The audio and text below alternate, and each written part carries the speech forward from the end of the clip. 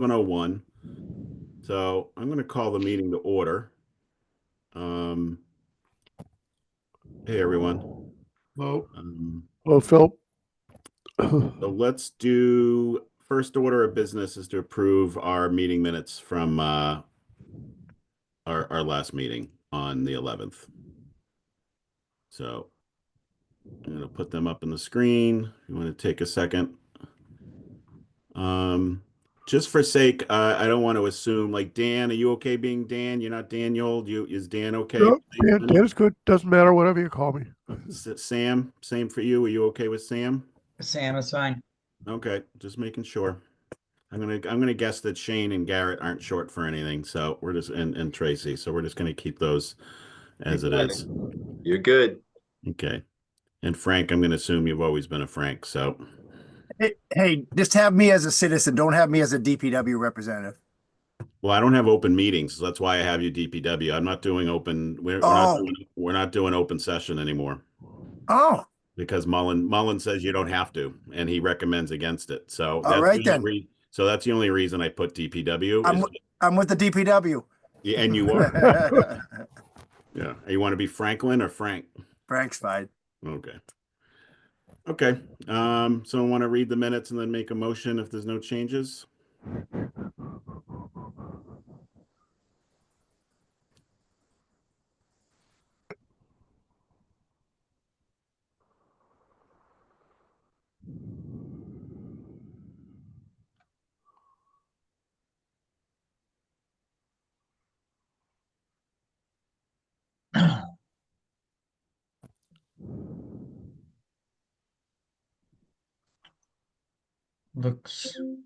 Looks good to me. I will move to approve these minutes. I second. Okay. Roll call for approving minutes. Dan, Yes. Frank, Yes. Garrett, Yes. Sam, Yes. Shane, Yes. and Tracy. I don't know if she's on yet. I heard a couple people. Okay. Okay. Now we took care of that. Good. I see Joe Conway, otherwise known now as Joe Wakefield to the end of time, it seems. Joe, I have you on here twice, just so you know. Gotcha. And then Catherine McDonald is here. And then we have Deputy Chief Tom Purcell from the fire department and Chief Scory from the police department. Chief Sullivan, I believe, will be joining us. He's not on yet, Tom. So should we just go to the police department? Yeah, he's on the way to the station. He just texted me. He was Okay. having some technical issues. Yeah, start with PD and Chief Scorer. Yeah, Chief, do you want me to bring up your request letter or do you just want to speak? You tell me what you want to do. What do you prefer? You're the boss. Yeah, okay, I'll put up your request letter. I'll be the boss when I can take it. So I can, even though you have it up there, I can walk everybody through it. Can everyone see this okay? Mhm. Okay. So every year my capital requests around the fleet. I place a high value on our fleet because our cruisers serve as roving offices for our officers. So it's very important to me and to them to have safe vehicles to operate, especially in patrol. Unfortunately, the price of cars keeps going up every year, so my ask price goes up every year. But when I include in the price of the cruisers is the cost of the car, the equipment, the emergency equipment, the installation costs of the emergency equipment, a new radio, new laptop computer, and the reflective markings. My total request this year is for 3 cars for 234,2. Cars are up to 45,000, which is a significant increase. I think pre-COVID they were probably high 20s, low 30s.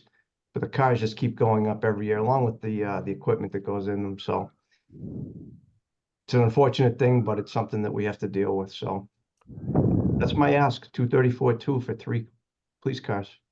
Okay, thanks. There was some backup and the committee received all this information with the backup. I also sent Chief, I had sent some questions to you on email, and I had sent this to the committee as well about how long it takes for these vehicles to come in and about the K9 and the EV, which is last year we weren't sure you were going to get one. So is the EV on the road yet? So nothing is easy with these cars. I guess that's the tough part about it. We have to order these cars well in advance, and we don't really know when with the electric vehicle, we ordered it a year ago, after you folks approved the money for it. And it just came in, I want to say 3 weeks ago. So it's at the upfitter now, getting all the emergency equipment installed. We have the charging station installed. Car has the markings on it. I'm hoping to get the car back next week, get it out on the road and put it to the test and see how it holds up. Nice. Do we have any questions from the committee for the chief about his requests? How many I- total cars do we have? Oh, We have 14 patrol cars, Gotcha. Great, thank you. and 2 of those are assigned to the 2 K9 officers. Chief Scory, I have a question. The request includes the invoices for, or the estimates from Blue Line Enterprises. And I take it these are, you shop this stuff around, I suppose. So Blue Line, have they done work? They've done the work in the past. I think I recognize this name. They've done our cruisers for the past 3 or 4 years now. Yeah. Do you think that what you've got here is I'm not saying the cheapest, but like the best package that you can expect? I mean, it's not a lavish package, and it's not a very thin package. What is this? How do you decide what goes on a cruiser? Put it that way. So let me start with who does the work. Hold on, let me turn my radio down. So we used to get our cruisers upfitted at a place in Haverhill called Adamson. And we stopped going there because our new cars would get delivered and they would sit there for 9 to 10 months before they would actually get upfitted. And the time they were sitting there, the warranty on the cars was running. So then we switched from them to a place called MHQ, which is down in Marlboro. And for a couple of years, their service was great. They turned the cars around real quick. And then we had the same problem there. The cars would sit for 9 to 10 months. Plus, to bring a car back and forth to Marlboro took 2 officers, and it was an hour each way. Yeah. Found this kid, his name's Matt. He owns Blue Line Enterprises. He was in Danvers. Now he's in Ipswich. He's right up the street. He does a great job. He turns the cars around in probably 4 to 5 days after we drop them off. And if anything goes wrong, he comes here to fix them. His prices are comparable to everybody else. When you factor in the convenience of him turning the cars around fast and him coming here to fix anything that goes wrong, it's worth $1 million to me, really, because now we don't have a car tied up off the road for multiple days. Do you think that the list of items that are in the estimate is a minimum? I mean, it is the list of preferred stuff. There's some high price stuff on here, and then some, looks like routine things. Just picking out here the push bumpers. Well, obviously, I guess you need those, and they're only about $1,200. There's something called a single compartment pro cell half partition passenger side only. Is that? That's the prisoner compartment that goes in the back seat area. Yeah. We only use a single prisoner compartment rather than 2 because we use the area behind the driver's seat for storage now. I see. So much equipment in the cars. And the Yeah. other thing you have to understand is every model year, these cars are different.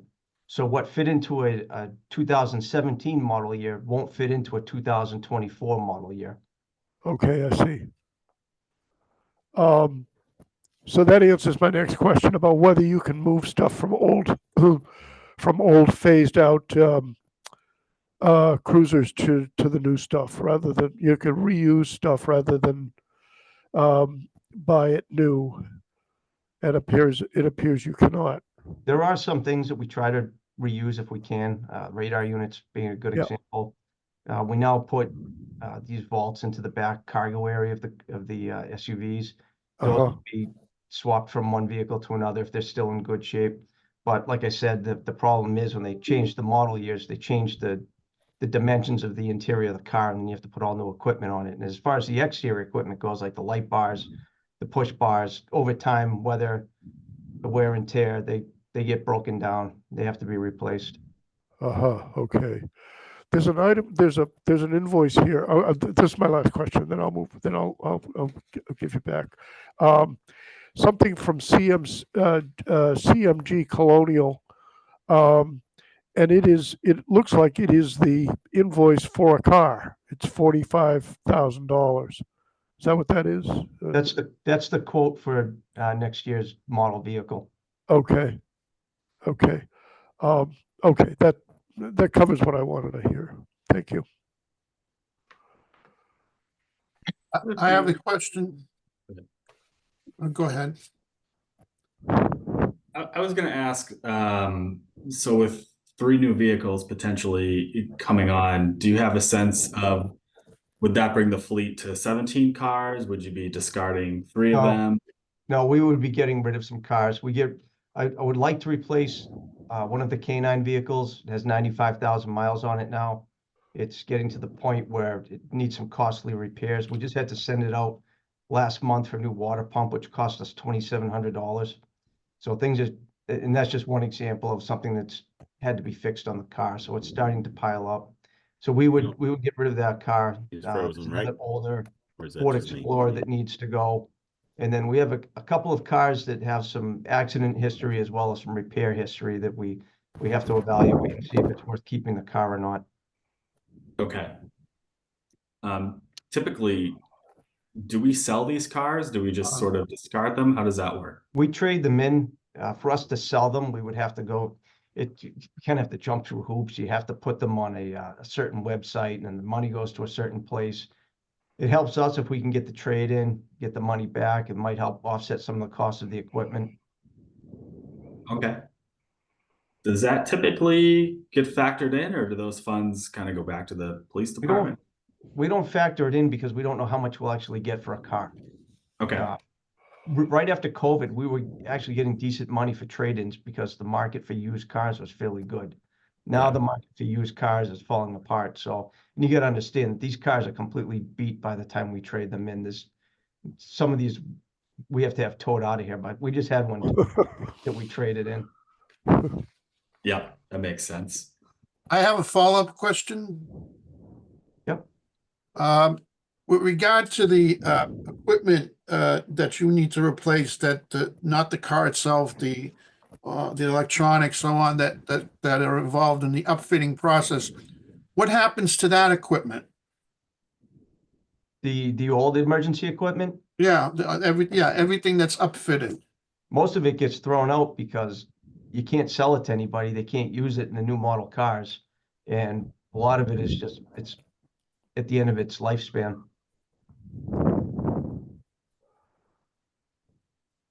And what do you say the average lifespan of your of a vehicle in your fleet is?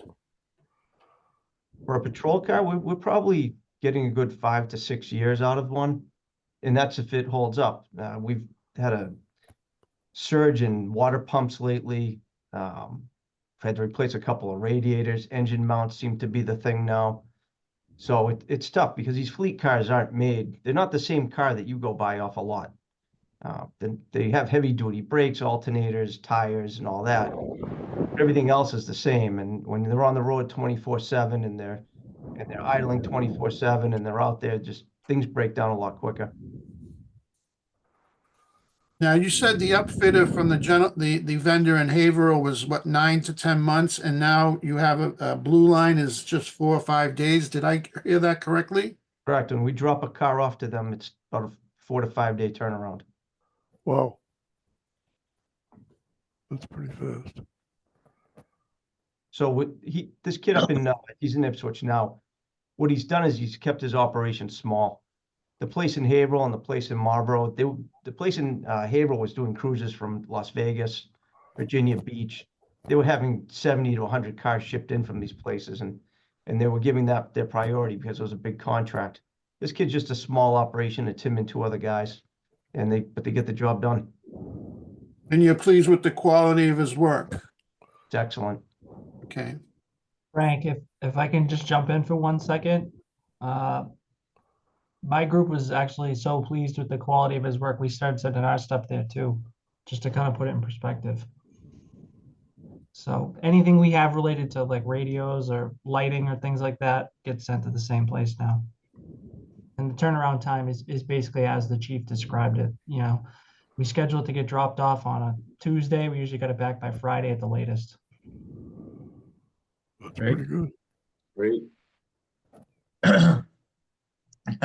Chief, so I think the 3-car replacement, you have 14, almost 15 vehicles, so that's 5 years. That it makes sense to me. My question is, outside of vehicle replacement, do you anticipate capital costs in the future that aren't related to your fleet, that the police department will want to be looking at, or something that we should be really thinking about this year, but you're hedging your bet and you're trying to hold off on something? Like what other non-fleet things might be coming down the pike? So as far as the building goes, we're all set here. We're new from 2 years ago. Everything's good. The only other thing that I have on the horizon are handguns. Handguns are typically on a 10-year replacement cycle, and that'll be coming up in 2 years. So I have to get a price on that. We're gonna go with a bit of a modified handgun that has laser sight on it. So that'll require a new holster. So there'll be the cost of the holster, the laser sight, and the firearm. Do Would do that you, be, go ahead, Sam.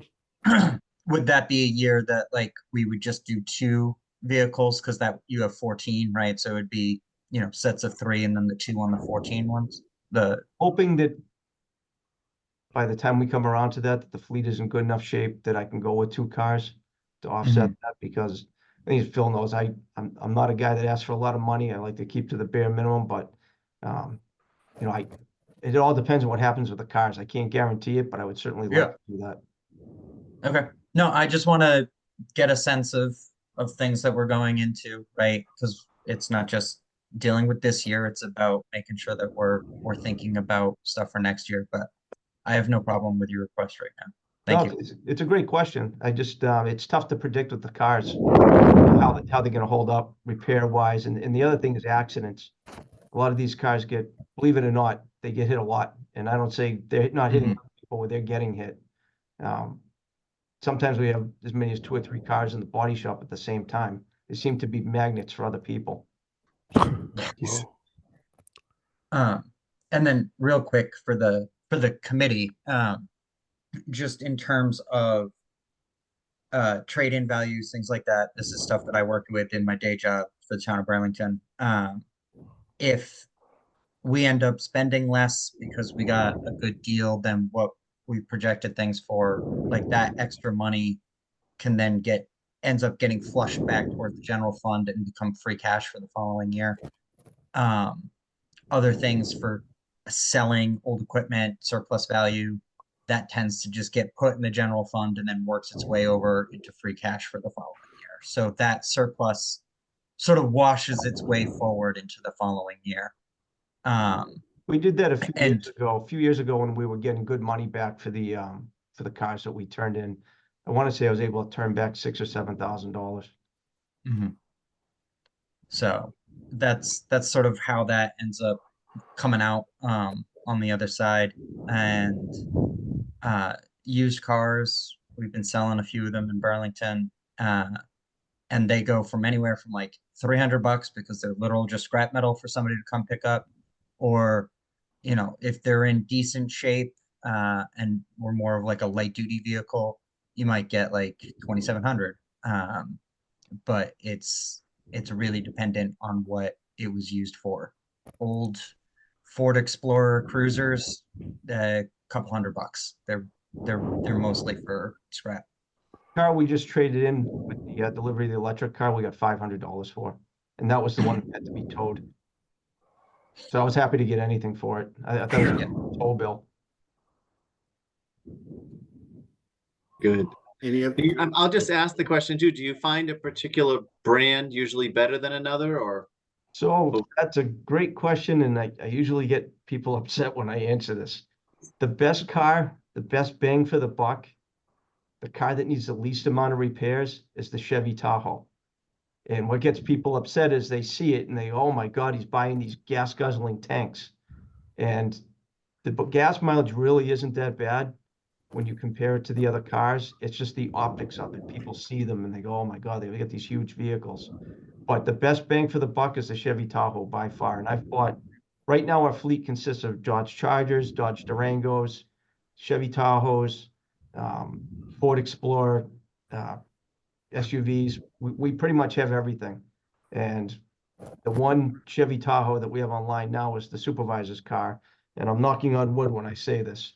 It has been the car that has been the most reliable so far. You know, I noticed Linfield has them too, so there could be some reasoning behind that as well, right? So They're a little pricier, but the repair history is, again, knocking on wood, nothing compared to the other cars. We haven't done the extensive repairs to that car that we've done to pretty much all the others. which model of the three we're looking at? Right now, we're looking at the Ford Explorers for next year. Okay. We were on a run of Dodge Durangos, and we were having good luck, and our luck ran out. So they're starting to fall apart a little bit. They're not holding up the way we wanted them to. So we're going to run back to Ford and see how they do nowadays. Mhm. Okay. Thank you, Chief. Any other questions for the chief? The only thing I'll add is that we are waiting to see how this electric vehicle works out. And if it does work out and it holds up well, I would like to sprinkle a few more into the fleet. And obviously we can't go full electric because we're a 24/7 operation. But if I can put 2 or 3 into the fleet, we could certainly reduce our fuel consumption significantly. Mm-hmm. Well, that, on the other hand, you'll need the apparatus in the garage, the chargers, maybe 1 or 2. Which leads me to my other question.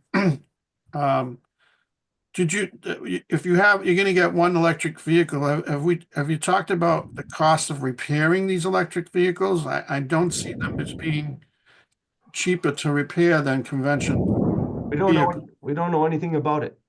This is all new to us, and the things that we've repaired on the regular cruisers, radiators, water pumps, they don't exist in an electric car. But I'm sure that the electric car has things that a combustion engine car doesn't have. So we just don't know yet. Well, if these cars are accident prone, I think if an electric vehicle gets hit, I think it's more of a unibody thing going on than the conventional, and the charges could be exorbitant. So I think that's something we ought to consider going forward. But I won't be able to give you any feedback on that car until next year because we don't even have it on the road yet. Okay, so where are you charging it? In the garage, we had a charger installed in the garage. When was that? Maybe 3 or 4 months ago, we had it installed. Okay. Plus, we have one on the back of the building for the Right. parking enforcement vehicle. Mm-hmm. That's all electric too. Is there a reason why we would go electric versus Ford versus a Chevy Tahoe outside of cost? Is there any sort of town mandate, or is it So trying I know different? the Environmental Sustainability Committee is pushing for an all-electric fleet by 2050. And my conversation with them was, number one, how do we know that vehicles will be all electric in 2050? And number two, we can't go all electric because we're a 24/7 operation. We can't have an entire fleet charging at the same time because the electric vehicles will be affected by weather, temperature, equipment usage. We really don't have a good vibe yet for how long that battery is going to last before it needs to be charged. Would I like to, if you said to me, go buy all Chevy Tahoes, I would. But like I said, the optics of it are not what people want to see, and there'd be a lot of foot stomping. Are there benchmarks towards that goal? Not to step on their toes, I'm just curious. Because to me, that's 25 years, and if we have Dan, I'm gonna mute you. Your mic is really, you sound like Darth Vader. Sorry.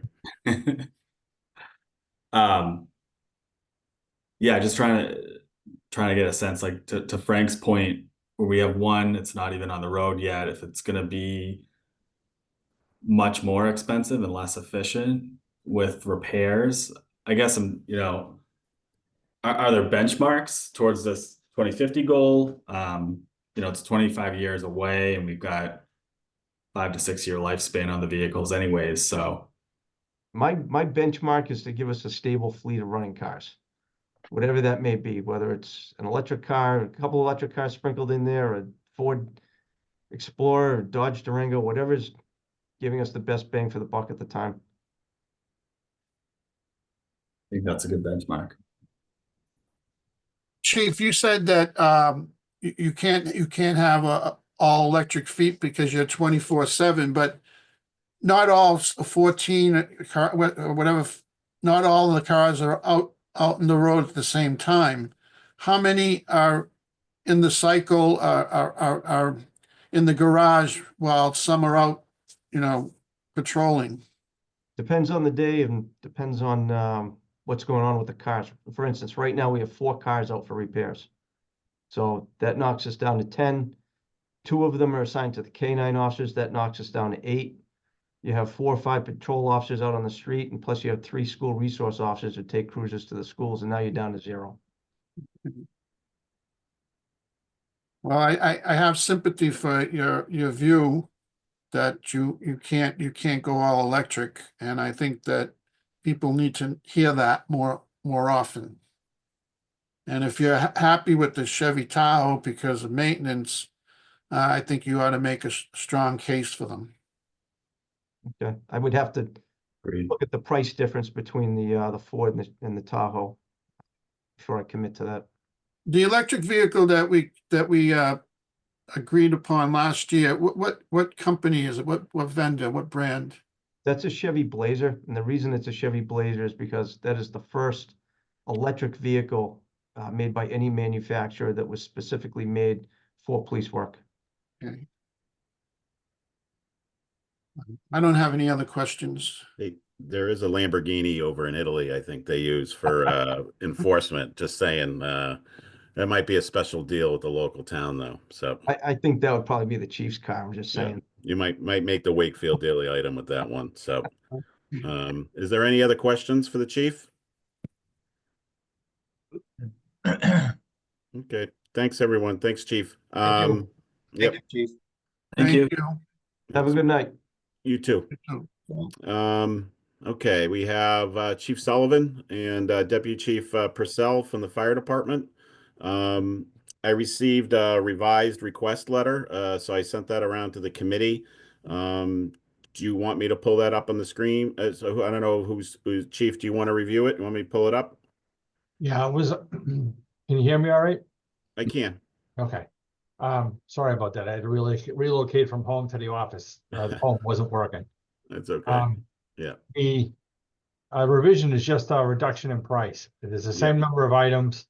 I had a misunderstanding with Todd Bowden, and he thought I was looking for onboard computers and I was looking for iPads. So I reduced the cost. The cost is substantially lower for those. So it went from like 25,000 to 5250. And then I realized that I never adjusted the top figure at the beginning of the memo. So Okay. I just re-added them and came up with that figure. Those are the only 2 changes. Other than that, everything's the same. You want to talk about your requests? Yeah, might as well take them in order. The first one is we're looking to replace our fire prevention officer vehicle.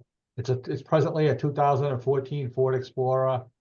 It has somewhere in the vicinity of, it says 76,800 miles on it. It's probably a little bit more than that. It's probably more like 78,000, which isn't horribly high, but it's had 10 years of wear and tear, stop and go, driving around town, and it's also the oldest vehicle in the fleet. The others are a 2015 Explorer, a 2018 Explorer, and a 2019 Tahoe, which belongs to the Shift Commander. I opted for a smaller Blazer, trying to save the town some money. The vehicle does serve as a backup to the Shift Commander, so when the Chevy Tahoe is being serviced or needs to be repaired, this vehicle would be pressed into service if necessary. I am not trying to get, I would prefer not to get an electric vehicle. I don't think it's a good fit for the fire department. This vehicle, even when it's not serving as a replacement vehicle for the Shift Commander, it's assigned to the fire prevention officer, who is also required and encouraged to respond to major emergencies and serve as a safety officer. Making it necessary to have the vehicle respond in all kinds of weather and so forth. So I'm not thinking it's a good fit for an electric car. 48,000 is pretty, it's cheaper than a Tahoe, considerably cheaper than a Tahoe. It's not as rugged, but hopefully we won't be using it as a Shift Commander's car all that much. We've had pretty good luck, as Chief Scory had indicated, with the Tahoes. That's the only Tahoe we have, and it runs pretty well. That's pretty much it for that. I just I would rather replace it now before it becomes an issue. And the fire prevention officer is constantly out of quarters because of the construction boom and the fact he's out all day doing inspections and stuff. And yeah, it's kind of a hardship if his vehicle goes down. So looking to replace that. Any questions on that one? About how many miles I do you put on that in a year, would you say? Like 76 isn't that many miles, but maybe it's hard miles, you know, because of its use. But yeah, it's not a tremendously large amount of miles. I'll acknowledge that, but they're hard miles. It's literally driving around town all day. So it's a lot of stop and go and so forth. Yeah. They don't do it. He doesn't do much highway driving or anything like that. So. You need like off-road capability for it as well, like they go to construction sites and such, or? I don't think so. Okay. I could live without it. I have the Shift Commander's got the Tahoe, which is obviously a more rugged vehicle. We also have a Silverado pickup truck, which is a 2011, which frankly I was considering putting on this list, but seems to be holding up fairly well because we don't use it that often, and the mileage is very low on it. So that has off-road capability, and I think we could probably make do without like a four-wheel drive. Chief, what kind of equipment needs to be in the vehicle or on the vehicle in order for it to perform its duties? Because if it doesn't need to be like an all-wheel drive, why aren't we talking about like a sedan? Well, it doesn't need to be a four-wheel drive vehicle. It does need to get around though, you know, the severe weather and such. The rest of us are driving the Explorers. The Explorers are actually not that bad in snow and so forth. We managed to get around pretty well on them. So even though I'm not looking for a four-wheel drive vehicle necessarily, I don't want to go with too small a vehicle. I think it's going to get stuck. And some of the places that the fire prevention officer does go, as you pointed out, are a little bit more on the rugged side.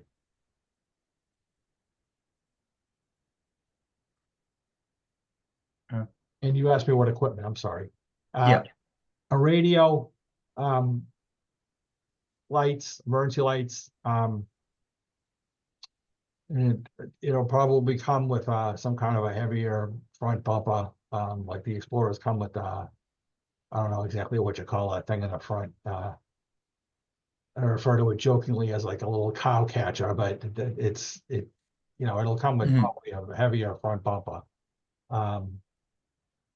And that's about it. We don't have a lot of specialized equipment.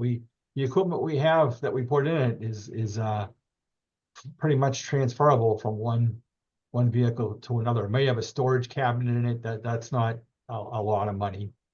Mhm. So not a lot of ancillary equipment that goes in it. 48,000 includes everything, so this includes the additional equipment as well?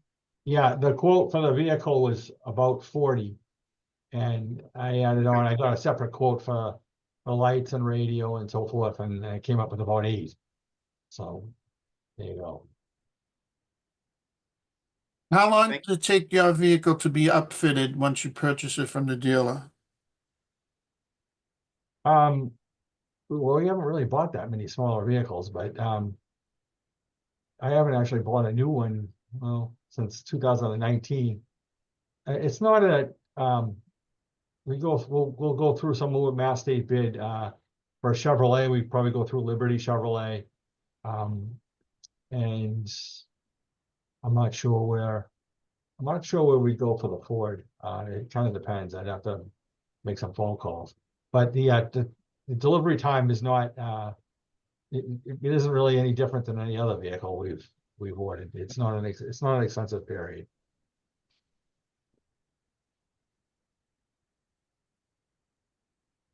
How old is The the, Blazer or, I'm sorry, Garrett. oh, no problem. Go ahead. I was just gonna ask if there's any more questions about the Blazer or no. That's all. I was just going to ask, how old is the command vehicle? It's 2019, Oh, okay. and knock on wood, it's running pretty well. That's good. Are there a lot of miles on it? The Tahoe, I don't have that. When I transplanted from my house to the office, I unfortunately left most of my stuff at home, but not an alarmingly high amount of mileage. Okay. Okay, to move on to the next ask? Yep. Okay. Okay, the second item is I'm looking for $5,000 for the local share of a federal FEMA Assistance to Firefighters grant. Wakefield Fire has gotten many of these grants. Typically, the federal government will pay 90% of the cost, and they'll ask for a 10% local match. The total cost of the or value of the grant is it's over 50,000. Looks like I quoted 52,51340. It's in that area. So roughly 5,000 of that would be expected as a local match. We asked for 4 things in this particular grant. A training program on, of all things, electric car fires, and another training program on rescuing and techniques used to rescue downed firefighters. And there's 2 equipment requests too. One's for 6 semi-automatic defibrillators to replace the 6 oldest ones that we have. And a magnetic boot mechanism to replace the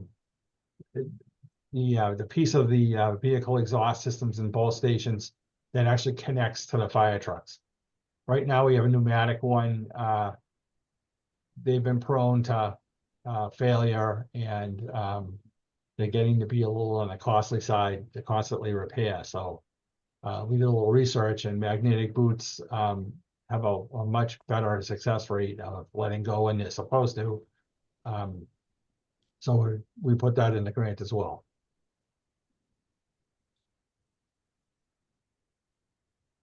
Any questions? That's not a guarantee that I'm going to get that grant, but if I do get it, I'm going to need the 10% local match. Do they need to know you have the match before they'll award you the grant? No, they'll award the grant expecting me to cough up the 10% Yeah. local match. Got it. Okay, why don't we move on to the next one?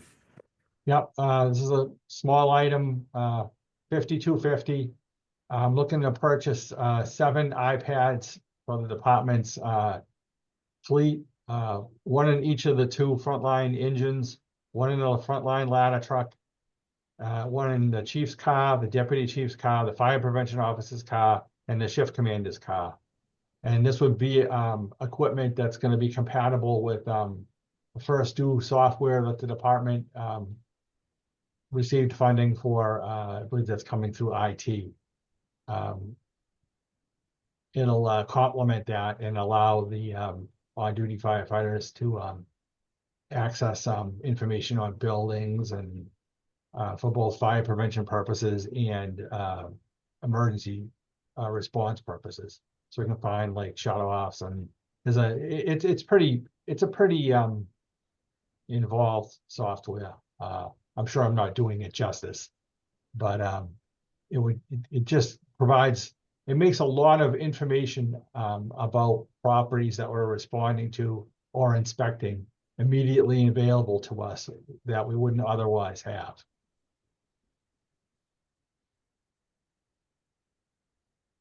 Are those hard mounted in these vehicles? There, I'm not an IT person, but I know there'd be a connection for them. That's about and they'll have internet. They're internet capable. That answers the question. So I would imagine it would be some kind of a connection that, yes, we're going to have to install in the apparatus and the vehicles, but they should be removable.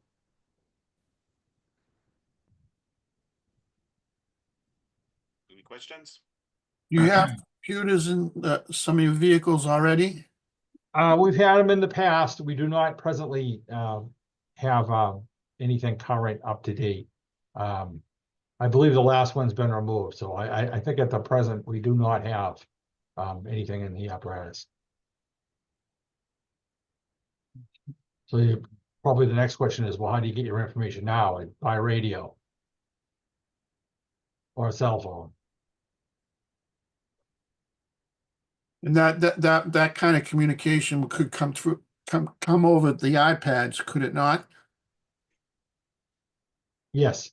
Okay.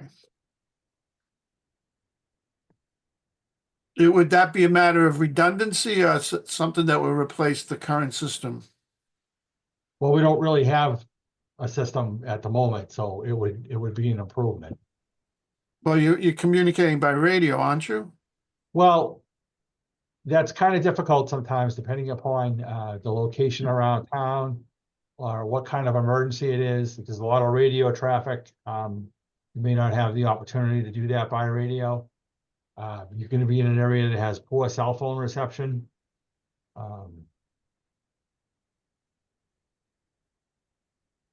I feel like this right here is one of the critical. If you can get floor layouts sent and real-time information sent about the building you're responding to.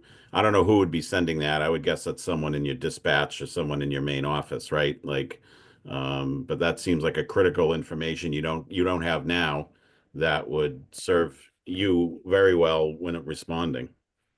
Yeah, I think the deal is that it would already be preloaded in, or you'd have the ability to download the information from the station. Thus cutting out the dispatcher, cutting them the middleman out. Dispatchers obviously during a major emergency are pretty busy as well. Right. Bill, if I don't want to step on any toes, if I could just add my 2 cents to this too. So the FD going this route in a couple of little conversations I've had related to this. So this will also bridge my world with theirs. So remember last year I asked for something to be able to digitize all my stuff and kind of take the same approach to this. I'll be able to then share my maps and all my geolocated water main, hydrants, gates, different things like that, directly tapped into this. So they can not only see whatever they want on the building sides, but then I can also share them everything I have out on the street too. And it's always current. So there's no lagging behind for me. As soon as I update a hydrant or add a new hydrant, it goes right into my map, right? And then I can push that or be able to share that with them so they see it live. So it's constantly updated. Right now, I think, correct me if I'm wrong, Chief, but if you had a question about water supply, we'd probably need somebody down there either explaining it or be rolling out a 36 by 48 to talk about it. So that would literally put this tool right into, the captain, shift commander's hands, or whoever might be doing it for an emergency, or even just some due diligence and making yourself aware of the buildings and the surroundings. So it's pretty cool stuff. Mm-hmm. Definitely beats the stone tablets and paper that we have stuffed in the basements all throughout town. Put away the chisels. If I can jump That's the in, goal. I can add to this too, Joe. We've been working with Joe Conway's department as well as engineering and the geolocations for a while now, getting all these hydrants downloaded. Also, if we respond mutual aid, which we quite often do to another community's working fire, second alarm, third alarm, we can pick up the location of the buildings, just like you can on your cell phones, but it's on the tablet. We're going to look at their hydrants. Fire prevention uses this constantly, so do the in-service inspection companies, loading up real-time building information. If a sprinkler system goes down, it's pumped right into the system. Our shift commander is going to get it. We're the only community other than Stoneham that doesn't utilize this. I mean, everybody utilizes it. We were able to get some money, and IT was able to get some money to get this software, and it's a really valuable component to the operation, the daily operation of the department. I couldn't stress this more. It's really a big jump for us to have these things. Mm-hmm. And yes, they are mobile, Phil. We're going to take them out constantly and walk into buildings with them. That's what they're for. Yep. A lot of times with these in-service inspections, pre-planning fires, there's so much information with the infrastructure that's going on around you now. We can't keep up with it. But thank you. Okay, thanks. Any other questions, or should we move on to the pumper? I just wanted to comment Oh. that cross community capability was an important note. So thank you for bringing that up. I would not have thought about mutual aid and the impact, but so this allows for more seamless mutual aid between us and surrounding communities.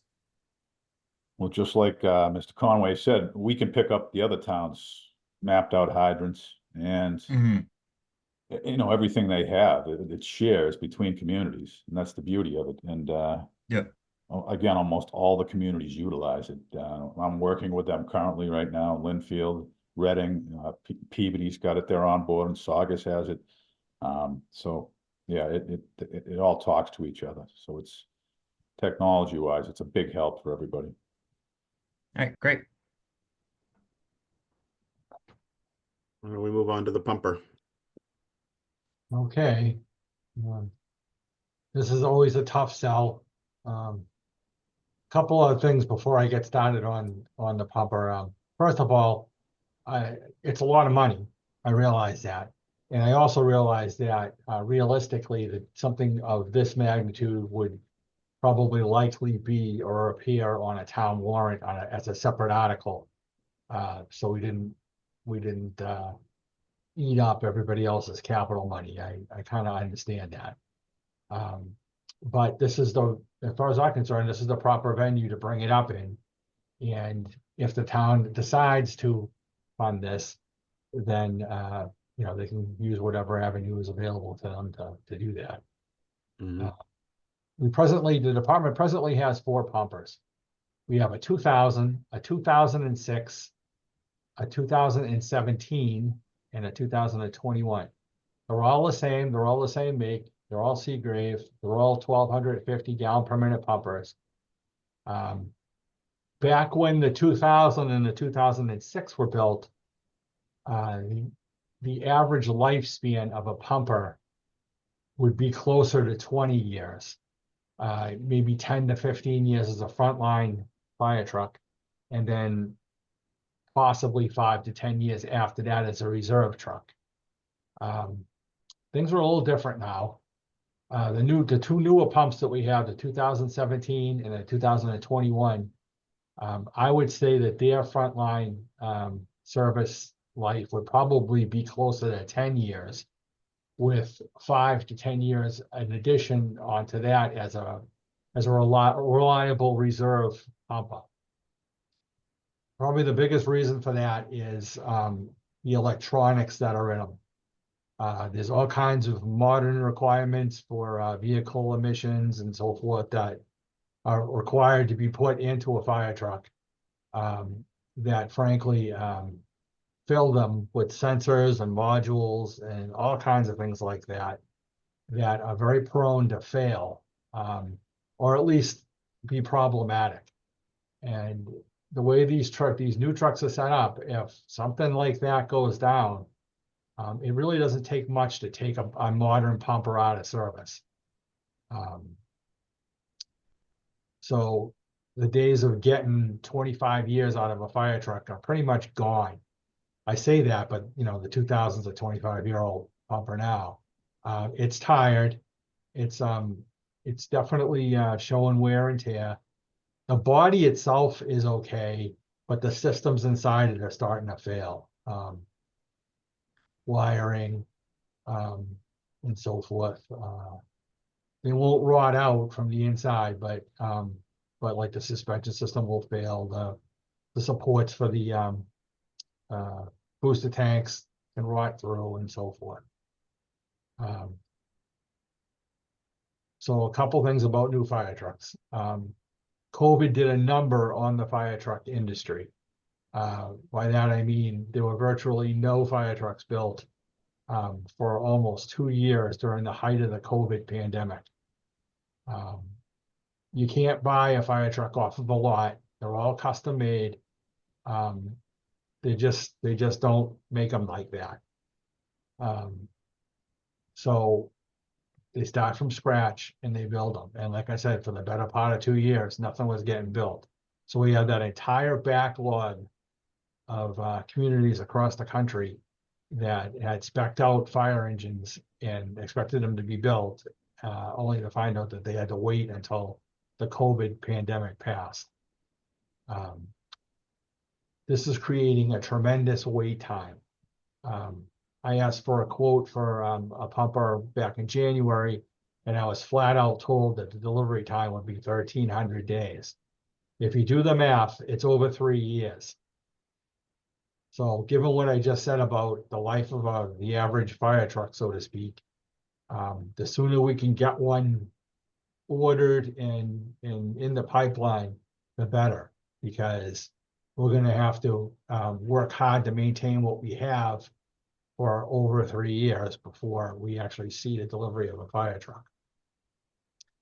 The cost is skyrocketed of fire trucks. The same fire truck that we would spec out today, which is, by the way, almost identical to the newest fire truck, Engine 2, which is a 2021.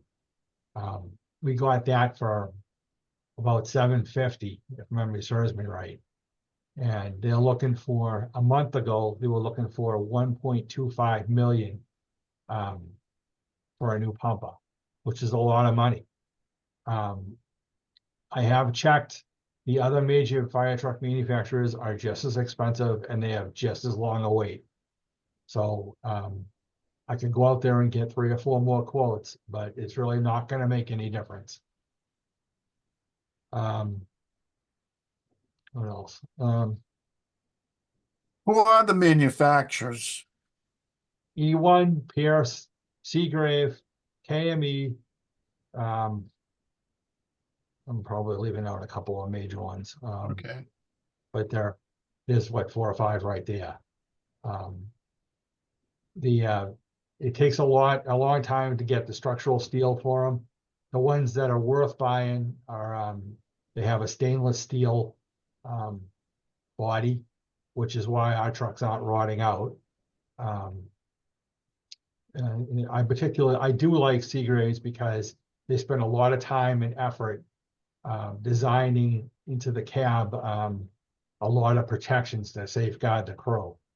There's a lot of, like, for lack of a better description, roll bars and rugged framework inside the cab. So in the unfortunate event that the truck would flip or roll, it increases the survivability of an accident like that quite a bit. And they don't rot out. So I definitely understand it's a lot of money, but the present fleet that we have is getting beaten up badly. When I took over as chief in 2008, we did 2,818 calls.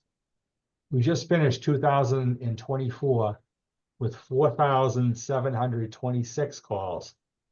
And that's going to get worse as some of these construction projects get completed, because most, if not all of them, are residential. And with larger residential construction, you're going to end up getting more medical aid calls, which is probably 70% of what we do. Alarm malfunctions, accidental alarms, gas leaks, things like that. Our run count is going nowhere but up. I would fully expect to hit 5,000 next year, and probably more than 5,000. It's not going to take much of a leap to hit 5,000 calls. I don't see that stopping anywhere in the near future. We have 3 major pieces of apparatus responding to calls. And we're getting to the point where the percentage of calls that are coming in simultaneously, I think the deputy had said it was like 29-30%, which is pretty significant. So to put that in perspective, we could be sitting with all 3 trucks in the fire station. All of a sudden, you get a call for a medical aid, which takes a pump away, maybe the Greenwood pump. Get another call for a medical aid 5 minutes later, which may take the ladder truck off on that call. And then literally 5 minutes later, get a call for smoke in the house or a structure fire. And now you have your 3rd remaining piece responding on its own to the fire. Yes, we do have mutual aid, and yes, they are coming, but it's not the same. And we're looking down the road at a few things that are all going to cost the town a lot of money. Possibly a 3rd fire station. If that's not economically feasible, then running a 2nd pumper out of headquarters to maybe split up the run volume on the 3 pieces that we're operating now. And obviously, either one of those is going to come with an increased personnel force. Another company, opening up another company, or buying and running another company is going to involve 12 more firefighters, 8 firefighters and a lieutenant, and 4 lieutenants, excuse me. So just something to think about. This problem's not gonna go away. And we are looking at, if we do things the way they should be done, we're looking at purchasing 2 pumpers and a ladder truck sometime around the end of the decade. If we don't have that done, we're going to be seriously behind in our apparatus. So on that cheery note, does anybody have any questions? Are those 2 pumpers in addition to this 1 pumper? 2 pumpers total, this one and another one. So in other words, this one will replace the 2000. Hopefully down the road, another pumper will replace the 2006. And then let's not forget the ladder truck, which is a 2013. 15 years from that is 2028. You might get lucky and get a little bit longer out of it, but you're still looking at the end of the decade. How much is a ladder truck? I haven't priced one out exactly. My guess would be $2.5 million. Mm-hmm. So it sounds like you're going to have some sort of large piece of equipment on capital requests for the next several years. Yeah, I cannot in good conscience not request a piece of fire apparatus as fire chief. It just doesn't make sense. So does this work like the police vehicles as well? Do you trade this in, or are we able to sell this individually, or how does that work? Well, the 2000 is probably not going to be worth more than scrap. It's just it's 25 years old. It's been beaten up pretty hard. Speaking of beatings, I took a beating a few years ago for selling the reserve truck, which was a 94, to the city of Malden, who paid $3,000 for it. Just to give you an idea of what kind of, and that was as is, and to give you an idea of what kind of shape that piece was in, they backed it into the Malden station, and some of the exhaust system fell off of it. So it was tired. you know, I would say a community that's gonna buy, if we couldn't trade it in, I kind of agree with Chief Scory that trading it in makes the most sense. They might give you a $2,000 or $3,000 credit for it, and you can use that money towards purchasing something for the new truck. But whatever community buys something like that, they're gonna buy it as is, and they're gonna have to put some serious money into it to make it serviceable. I'm just thinking there are, thankfully, Wakefield's a larger community. There's certainly some communities that are hurting that absolutely wouldn't be able to afford a new truck, so they're probably looking used. Now, I mean, it's certainly possible to buy a used fire truck. I would never say that it's not possible. I have no idea how long you get out of it, but you could do that. I mean, has it done? I mean, in the 351 towns and cities and towns, do smaller towns buy hand-me-downs? Most of the time when I see that happen, it's a small, very small town. And they're buying something from a bigger community, and they're putting money into the apparatus to make it serviceable for them, which may or may not make sense for them because they do a smaller call volume and so Right. forth. Wakefield is not doing a small call volume. Yeah. Frank, my hometown of Hopedale, very small. When I was on our finance committee 6, 7 years ago, we bought like a used 2006 to replace our 1984. Like it was, so that there are some hand-me-down stuff, but like we had to buy it from New York State. Like there's not an abundance of reasonable, lightly used fire trucks out there. But yeah, I mean, it's possible. I just wanted to point out that I know that the chief put this on our request list last year, and I looked up the original spreadsheet, and that was at 1.1 million a year ago, and it's bumped up to 1.3. So I like his proposal about having sort of a regular replacement program. It's a way that a lot of this should be done, right? Like, but I think the fire trucks is a good example of this is only going up and it's going up fast. My only thought with that, and Chief, I don't know if you can remind us when they started manufacturing after COVID again. There is some huge backlog across the country. If we think there's a possibility within the next couple of years that settle a little bit, or if we think it's just going to keep going up and up. I hope so. I probably can't really answer that question. The trucks that weren't manufactured during COVID, quite honestly, are probably built by now.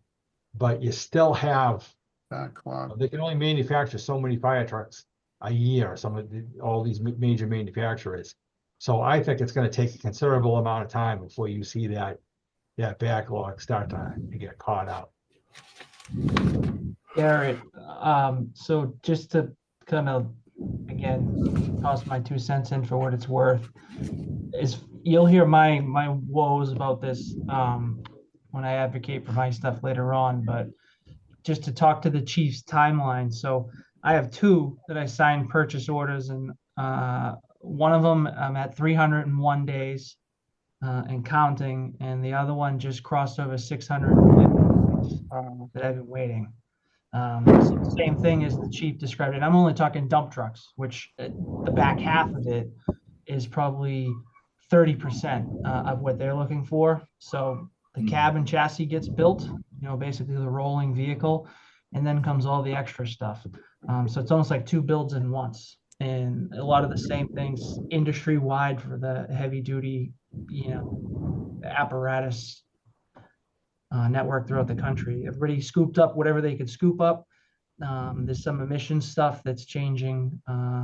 That's got people even more aggressive right now because they're trying to get ahead of it. So they're buying up everything that they can. And then, with everybody buying everything, they need the upfitters or whoever might be doing some of that other work to get backlogged. And then, they're feeling the same thing. So while the lights and everything on the small stuff and the cruisers and everything is relatively fast, the big stuff right now is completely upside down and, frustrating, I guess, to say the least, that those timelines are what they are. But, you got to lock your place in the line and hopefully you catch a break somewhere in the middle of it. Okay, thank you. That's helpful. Chief, is there any feasibility to I see the 1,250 gallon per minute capacity. Do they make them for smaller capacity, and would they be useful to you? They do.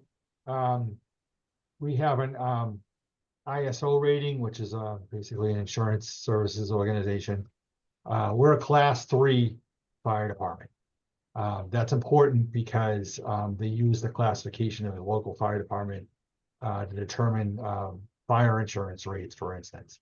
And the fact that we're able to maintain 4 1,250 gallon per minute pumpers goes a long way towards achieving that class 3 department rating.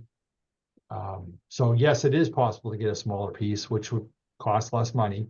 You can get a 750, you can get a 500, but frankly, for what we use it for, I think our best bet is what we have.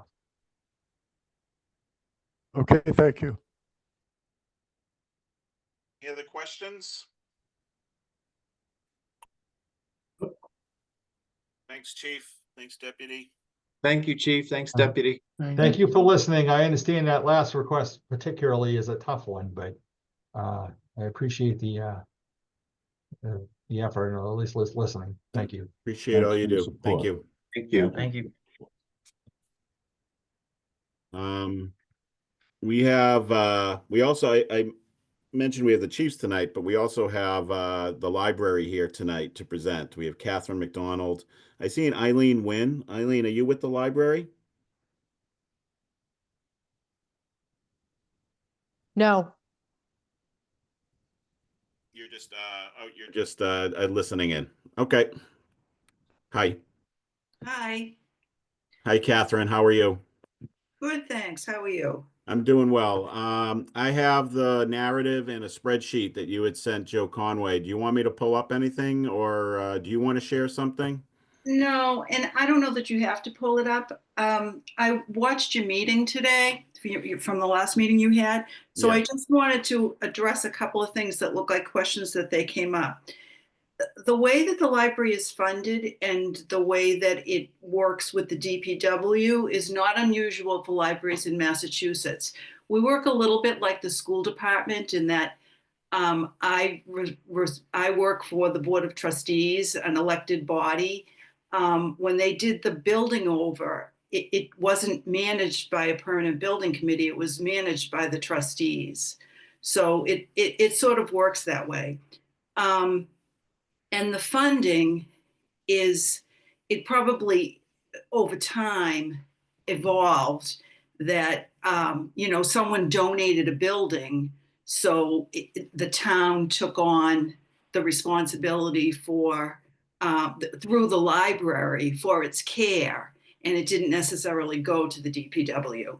And I have always felt, and I haven't felt it so much with Joe as I do with IT. I try not to rely on Todd because I have a whole different system. It's Noble, North of Boston Library Exchange. It's totally different. And so although he's very helpful to me, I don't want to, he's got enough on his plate. And I sometimes feel that way about Joe, except his stuff relates to mine a little better. And all the people at DPW know what they're doing. So they're the people I'm going to rely on for information. But we do have private vendors. And part of the advantage to that is that because we're paying them, they respond and they do maintenance for us and they meet our standards in our time, not necessarily, like we might be open when DPW has other stuff to do. So we try to blend and we try to keep it as fiscally responsible as we can. So having said that, I will say that we don't have that much money in our budget to maintain the building. And we rely a lot on gifts and state aid and grants and all kinds of things. So and you probably recall that I took a lot of things out of capital, like there's no more painting, there's no more IT. I just listened to those two things. I know what you guys are up against. And we're a town department, so I don't want to push it.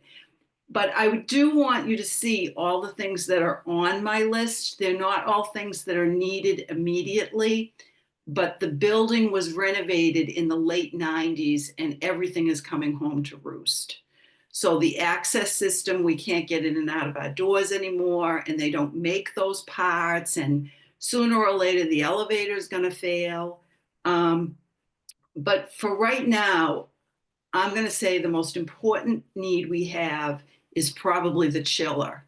And it's expensive. I understand that. But because it's expensive, it's not something I'm going to be able to cover any other way. Whenever I can cover something on my own, I do. Last year, I had asked for two things, the stairs and paving for the driveway. And I got the stairs. And the paving, I was able to, we did well with snow removal and utilities, and I had some extra money, so I put that into paving. And I took money from 2 fiscal years and managed to do that. So that's one less project that has to come here.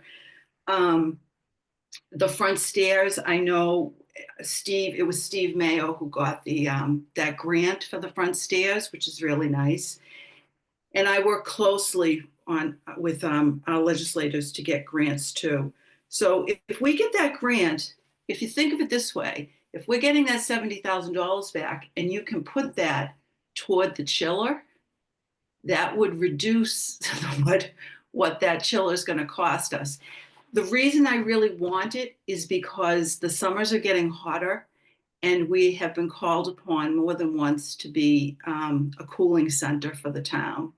We're open more hours than anyone else. We're open to everyone. And it's a place where people can come and get cool.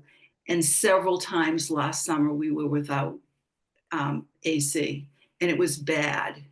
Steve Mayer was in one day, and a couple of the town councilors were in, and they noticed how hot it was. So HVAC is getting to be a problem. I do have other things on the list, and you can look at them as you want to.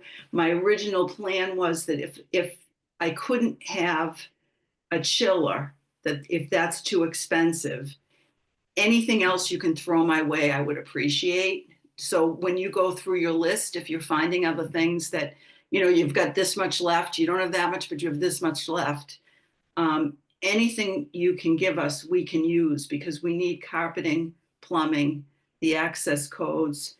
The security cameras, we originally got through Todd, and they're still working, but we don't have enough of them, and the software doesn't work for us.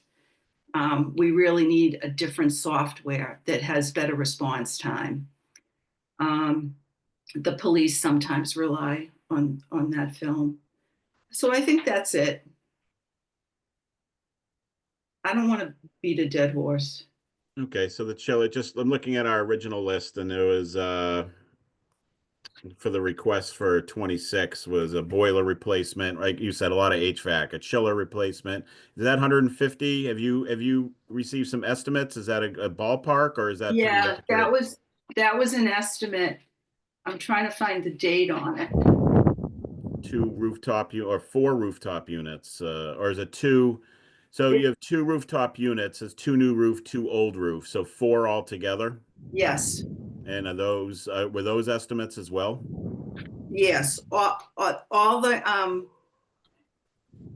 the chiller and the rooftops were actual estimates, and they're dated July 31.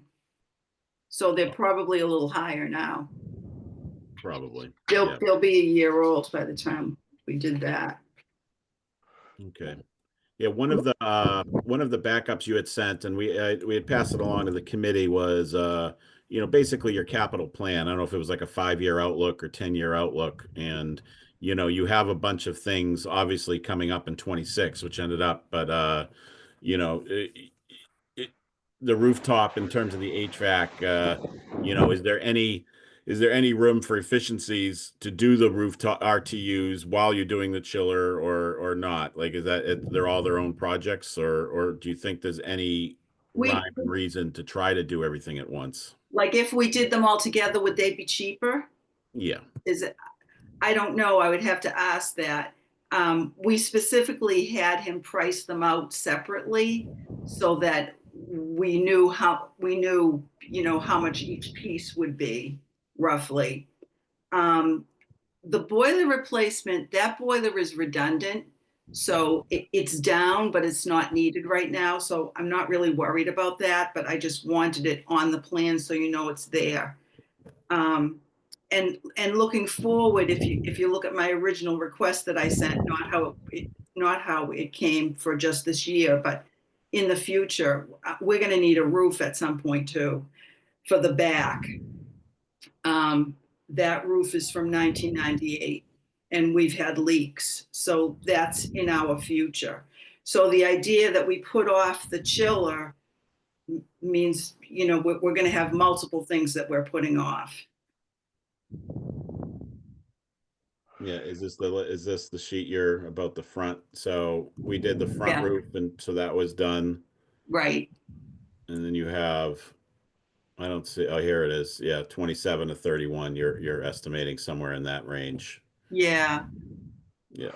Catherine, Dan Calori here. I probably should know this answer, but were you to rank the chiller versus the RTUs, would you choose the chiller over the other two? Yeah, I spoke with Dave today, and the chiller is our number one choice. If the chiller is too expensive and we couldn't have that, it's worth having RTUs, because that's going to make a difference as well. They have failing parts that frequently have to be replaced. So that would be helpful, but that's a second choice. Sure. Thank you. My question, so you have the rooftop units, 2 on the new roof, 2 on the old roof, but if the old roof is going to need replacement or repair, what is is it a good idea to be doing stuff on the old roof prior to then? Right. Maybe. Like, would that make the old roof more expensive in a year or two because then they got to take the new equipment off of it, as opposed to just like getting rid of some old stuff and putting 2 new R2Us on it with a new roof? Like, what's the logistical?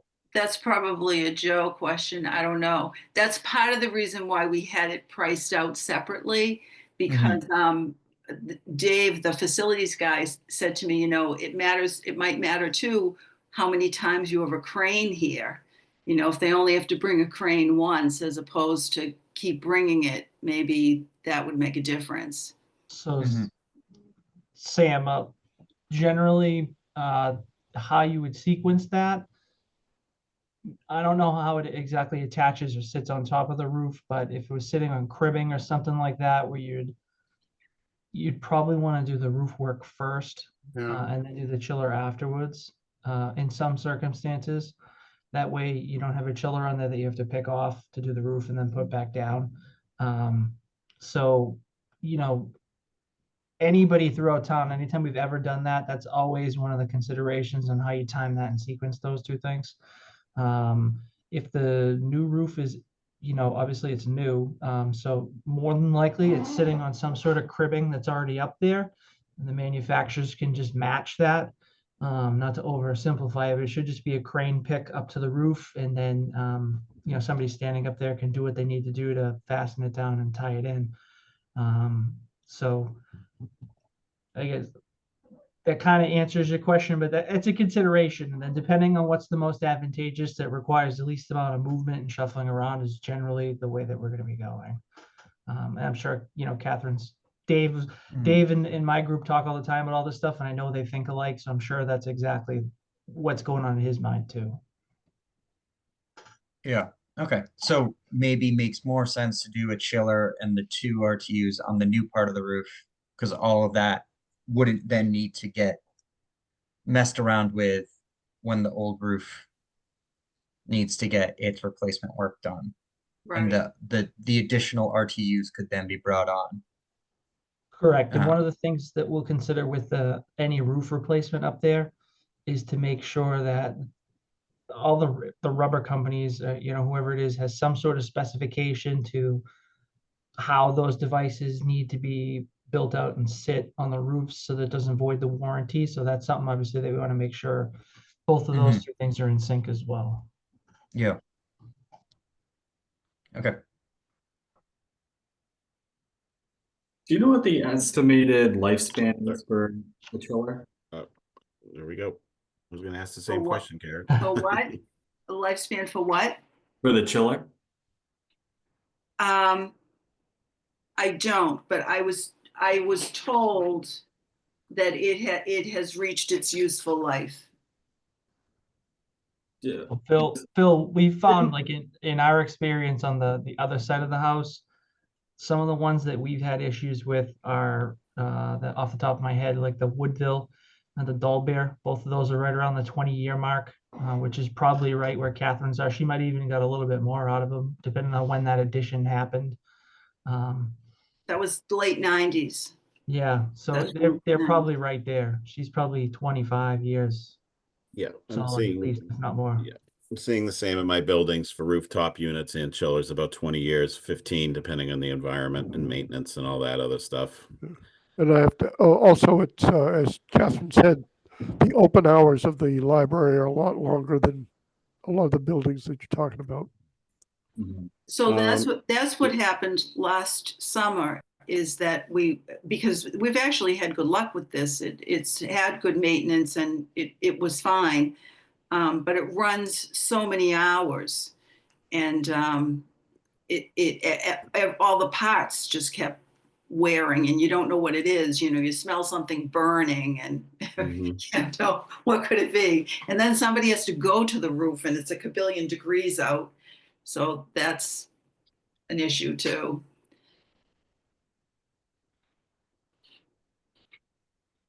For the carpet, where would you be planning for that in the building? So little by little, there's a lot of carpet that needs to be replaced. The lecture hall, upstairs nonfiction, downstairs in fiction, it's all from the late 90s, most of it. But we're looking at replacing just the lecture hall right now. It's got a couple of issues with it, and they're unable to keep it clean, and they're having trouble when it's coming up, and it gets a lot of use. It just gets a lot of use, and that's where we do children's stuff, and they sit on the floor. So we're looking to replace that, and that's the kind of thing. I just got an estimate for that, to just do that room, and that's $10,000. And to be absolutely honest, I can find $10,000. We have grants, we have gifts, we have some things that I think I could find for that. It means that I can't use that money for other things. We do fundraising. We have the Friends. We have sources of income, but we have to be careful you think you have it, and then you realize if you you can't spend it on everything. And there's a lot of things that we're not funded for. We're very well funded, but it covers the basics. It doesn't cover all the extra things, which is why the Friends stuff is nice. But saying all that, I will also say that I could cover that. $10,000 I can handle. And Kevin Gill would probably say, I have enough state aid, I should spend the state aid. I use that for like Plaza Jazz and other things, but I can do that. So, but what I can't do, what I don't have money for, is something big like a chiller.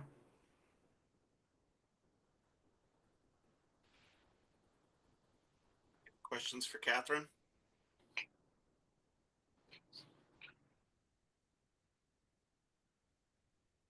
No? Okay. Thank you, No. Catherine. Once again, I don't envy you this job. Thank you. You're welcome. Thank Have a you. nice night. Thanks. Okay, so those are our guest appearances for the night. Thanks for organizing them, Joe. No problem. And then just while we're on that topic, so Tim at the school department reached out and confirmed the 4th. Yep. And then depending on what's going on with him and how late he may or may not go, I could start diving into some of mine, maybe some of the building stuff. Yeah. Um, It would be great to we'll talk about we're going to talk about everyone that just went tonight, folks. So we're not going to but I just real quick want to say like our meeting schedule is pretty tight. I want to talk about at the end of this meet before we adjourn tonight, of us trying to get to a decision one meeting sooner than that last meeting we scheduled.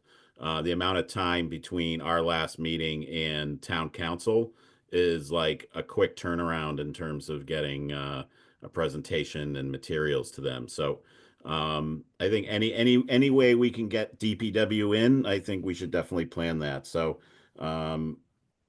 outside of that, I think the school department and DPW are the two. Off the top of my head, can't think of anyone else we would be bringing in. Correct? no, Captain Hudson will probably get something to us on the fire alarm side. I haven't seen it yet. As soon as I do, I'll let you know.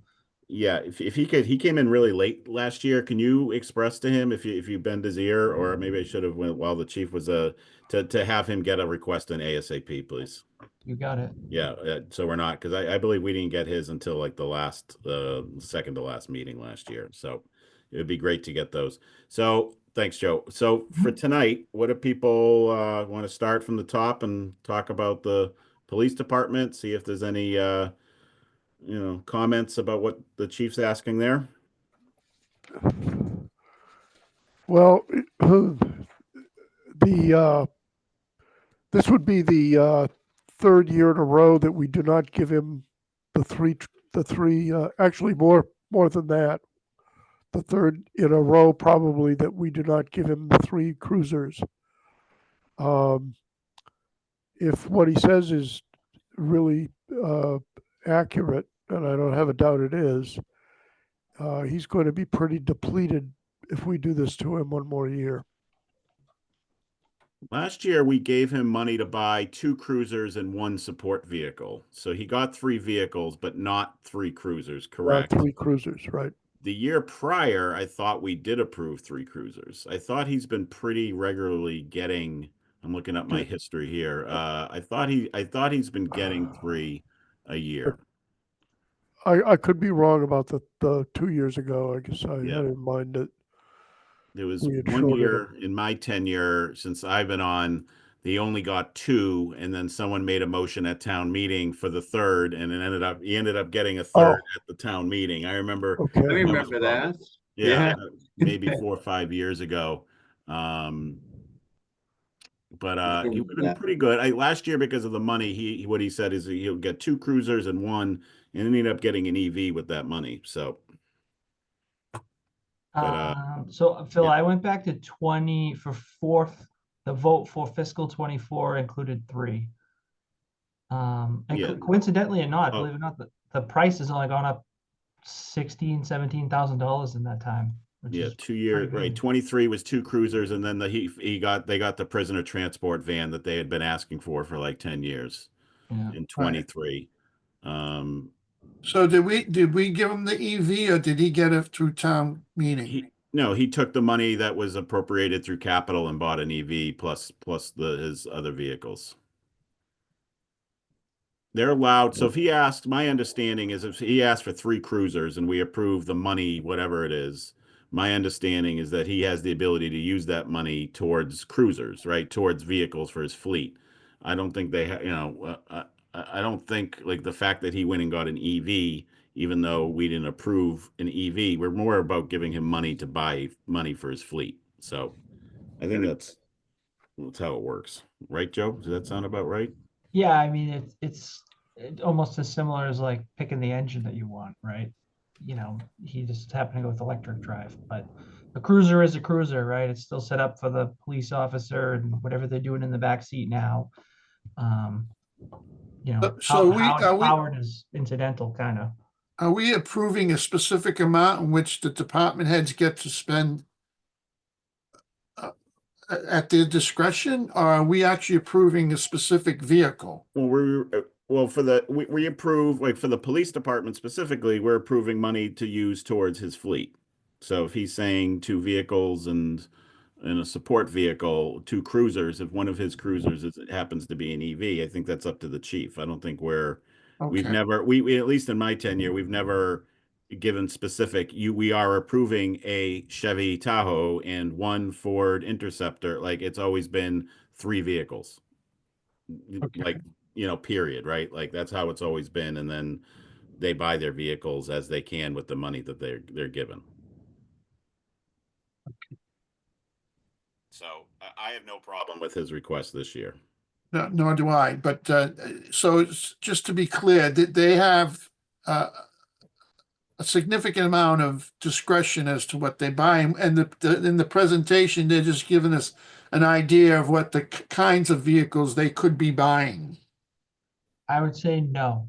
It's still it is a police cruiser. Now, whether it's a Ford or Chevrolet or a Dodge. So he did mention they were 3 Ford Explorers that he was looking at for this year. Now, I agree. If maybe, I don't know, if he can get a Chevy Tahoe for the same price, I'm sure he get it. It sounds like that's not the case though.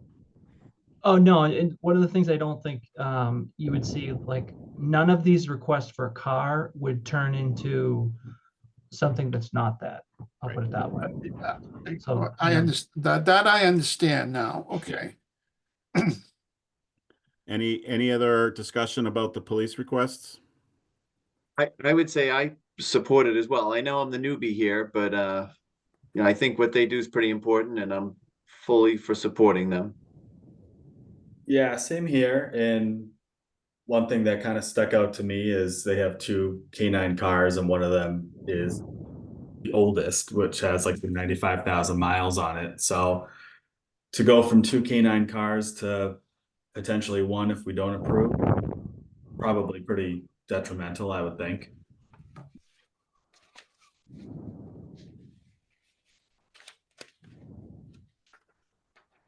Yeah, I'm done with that. Want to move on again? This is just more for I think initial while it's fresh in our Sure. minds. If there's no questions, I'd say we'd move on to fire department. I could pull up.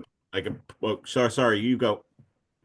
Was someone Okay. asking something? Just on the fire department, I think we have to pretty much, the argument is compelling for going to a town warrant, to a warrant article for the pumper. He made the strong case to get it. I think we have to make the strong case that it be a warrant article. I know it's kicking the can down the road, but it's out of the question for us. How does that process work?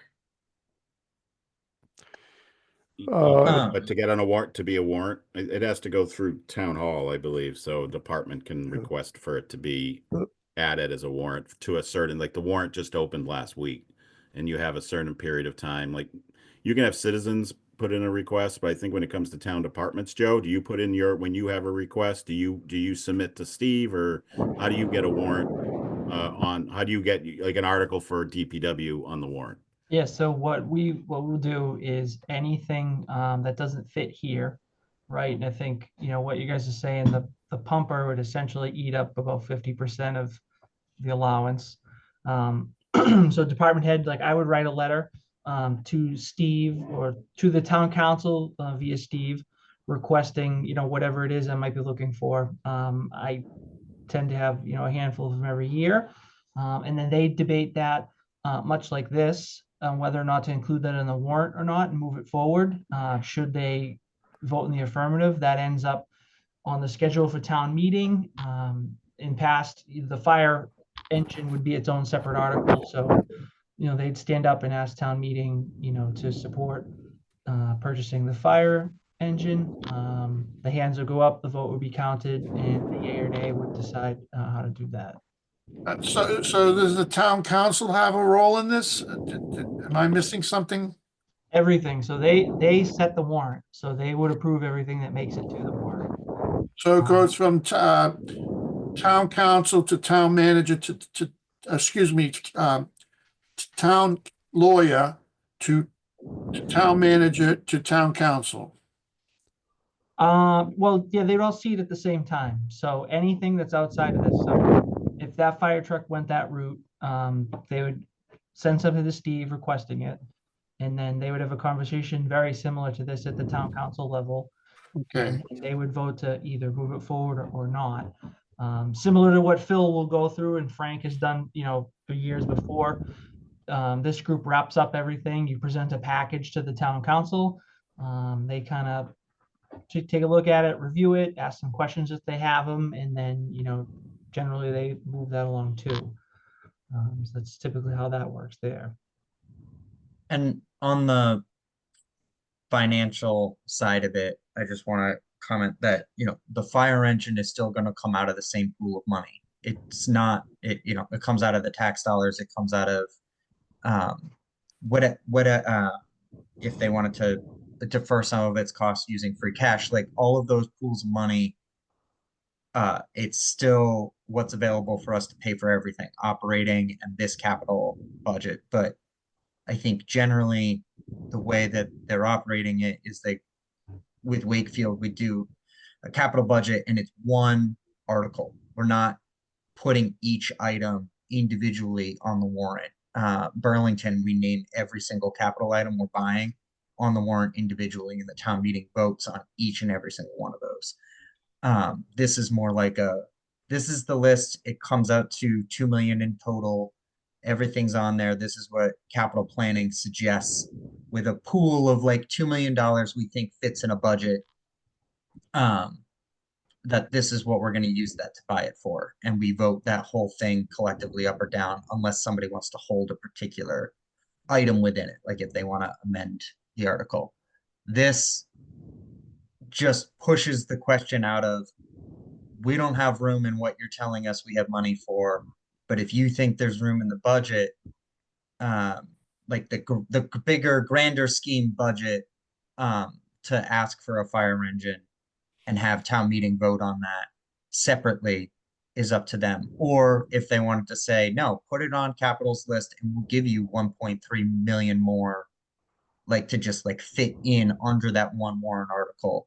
Like that would be another way that they could decide it. But I think it's pushing this out of our hands and back towards Steve and town council to be like, how do you really want to handle doing this? Yeah, I would say in a future meeting, we're going to hear that this is going to be a warrant article for the pumper. Right. I mean, that has been the practice. I mean, yeah, like we I can't. mean, the fire chief. Our budget. Yeah, the fire chief knows that it would take 50%. But as someone noted in our last meeting, it's all about transparency, and he's making the case for it here. Mm-hmm. And I guess it'd be up, that we have limited amount of money to assign to certain capital projects, and that's just the way it's been done here. Okay, yeah, it's closer to 60% of our estimated budget, but okay, what about, want me to pull up his list? Do we remember the other, so is the $5,000 for the grant? Mm-hmm. I have a question of whether that's a capital expenditure or not. I tend to think it is not. Well, which item are we talking about? Are we talking about the grant, $5,000? No, Yeah. $5,000 for the local share of a federal grant. Right. Year. That's the one I'm talking about. Yeah. So yeah, it's a good question whether or not that is a capital expense. Because it's training. Is it appreciating the value? Who's our financial person on the thing? It has to what? Length of time, cost, length of time, and I don't know if this is a capital request. You can't really depreciate Can't train, depre- you know. Yeah, rescue skills and training, right? Like, Right. But the So the last person, part might be the the defibrillators. defibs, yeah, Mhm. that is something, and then and then installation of, so part of it is, and it's 5 grand. okay, Um, I don't know. Maybe that's something we keep on the list for now and just sort of, Yep. keep it on there as we move through, how we've done in the past. We sort of, there's some things that are yes, some things that are no, and then there's some things that we don't really know. We keep them on the list, and as we get through our meetings, when it gets to a point where we have to make some cuts, these are some of the things we sort of highlight or just remember that we want to come back to it maybe. If I recall, this is particularly for the members, the new members. Remember the protective jackets that had to be replaced because the old Yeah. ones had Yeah, whatever hazardous. chemicals. Yeah, yeah, Yeah, so I think we approved that, we did. and that could have been one of those on the borderline. It was that we've brought one of our final meetings. We'll have representatives of FinCom at the meeting, and we've taken that opportunity. If there's things on the border, whether or not we think they're capital, we've asked like FinCom for their advice too, and they've sort of helped lead us in whether or not. And then we sort of just take that, and if we can afford it, or can't afford it, we sort of just make the decision at that point. So, I think the um, FinCom came yeah. in and helped us out with the gentleman from Fire Alarm, um, and Yeah, pointed that he could get it out of an right, emergency fund or something. right, Do yeah, you recall that, Phil? yeah, exactly. Yep. Um, what about the Blazer? This is so he's asked for this before. Um, my I got notes it. from my notes from last year show that the miles are about the same, so it's not a heavy use vehicle, but we didn't approve it last year at least, so it's coming back to us. What do people think? Um, Well, if the pumper is not coming out of the allocation we've got, then we've got some leeway to give him stuff, and that's something he's asked for before. We have the pumper, and then there's the iPads, right? So those are the four. Mhm. So it's the Right. pumper. So pumper, let's say warrant. And then we have iPads about 5,200. The grant, and then Yep. 48 for the thing. We don't have to Right. So remove it anything amounts off to the about, list tonight. It's just while the discussion's fresh, I just wanted to see what questions or what people were thinking. so it's $105,000. Mhm. I'd be inclined to approve it, all the non-pumper items. It's about 58,000. He sent a revised list. Oh, The first letter he sent, this was closer to 50,000, but this is a oh, revised. I sent it out like 2 minutes before tonight's meeting. This one here. So this was brought down to 5,200. I believe the oh, original list had it at like 50. So yes, it did. yeah, 20, 25 actually. so 5250. So 25. 10. Yeah. So it's about 58,000. That would be about Oh, 58. But plus, yeah. Gets easier. yeah. Um, I just I don't know if I found the case for a like a Trailblazer or Tahoe or what like an SUV was super compelling relative to a smaller vehicle. Not that it would save a bunch of money. Like I found that to be less than compelling given that he was like, well, it doesn't really need to go off road or do like, you know, I've navigated a dirt parking lot in a Camry. Like it's possible. And we all have to drive in snow. Like I understand that there are other, but it felt somewhat dramatic. But that's again, I'm sure the difference between that and a smaller vehicle really isn't that much of a difference. But that was my only gripe with it. But that's small potatoes. We certainly have plenty of other things to discuss and think about. Mm-hmm. yeah. Me, it's everything except for the pumper.